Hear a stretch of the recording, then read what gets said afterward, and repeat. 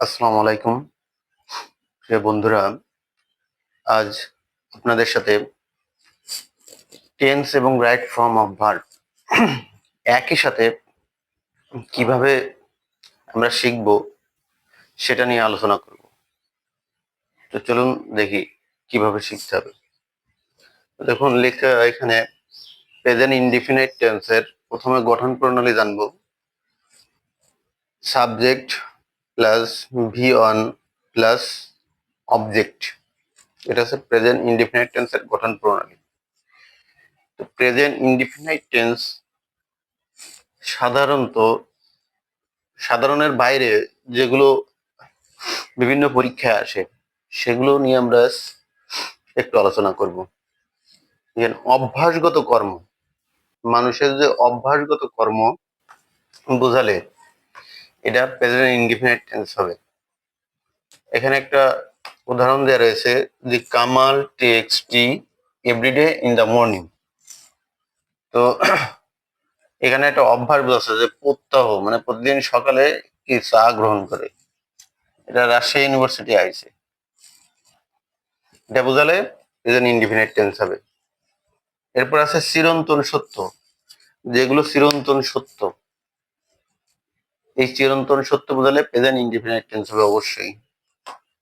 এখানে একটা কোশ্চেন দেওয়া রয়েছে, টিচার সেইড, শিক্ষক বলল, দ্য আর্থ, এখানে moves moves around the sun, এটা 36তম বিশেষ হয়েছে।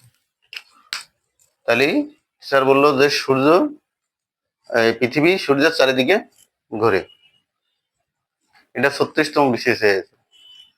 প্রেজেন্ট, এই যে চিরন্তন সত্য কথা বোঝালে প্রেজেন্ট ইনডিফিনিট টেন্স হবে।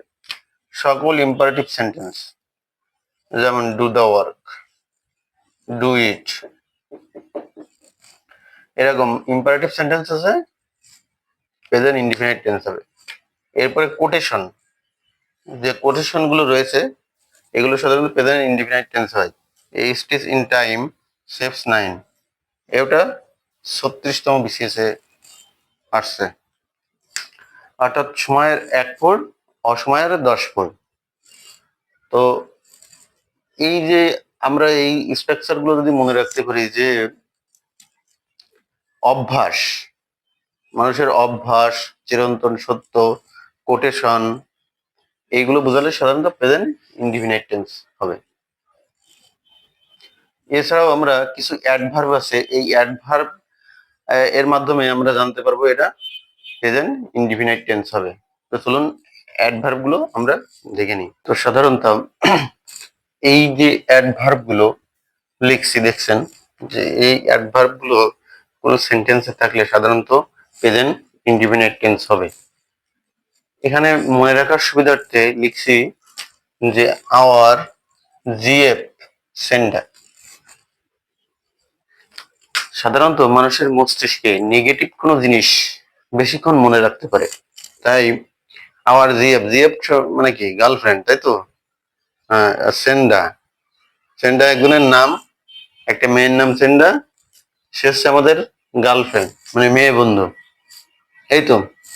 তো এটা মনে রাখলে যে আওয়ার জিএফ সেন্ডা, দেখেন কিভাবে হয়ে যায়, যে ওতে অফেন, অকেশনালি, এখানে ইউ আছে, ইউতে ইউজুয়ালি, আর আছে, আর এ রেগুলারলি, এই জি এখানে আসেন generally, F A frequently, S A seldom sometime,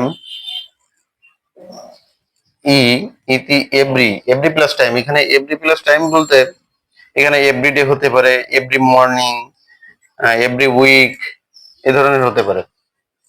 তারপরে এন এ নর্মালি, ঠিক আছে, ডিতে ডেলি, ইয়েতে অলওয়েজ, এইসে হার্ডলি।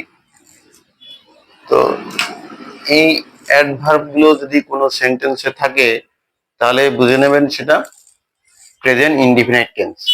প্রেজেন্ট ইনডিফিনিট টেন্সে করলে হয়ে যাবে। আর মনে রাখার সুবিধার্থে আমরা আওয়ার জিএফ সেন্ডার, এই এক লাইন যদি আমরা মনে রাখতে পারি তাহলে এই পুরো অ্যাডভার্ব গুলো আমরা মনে রাখতে পারবো।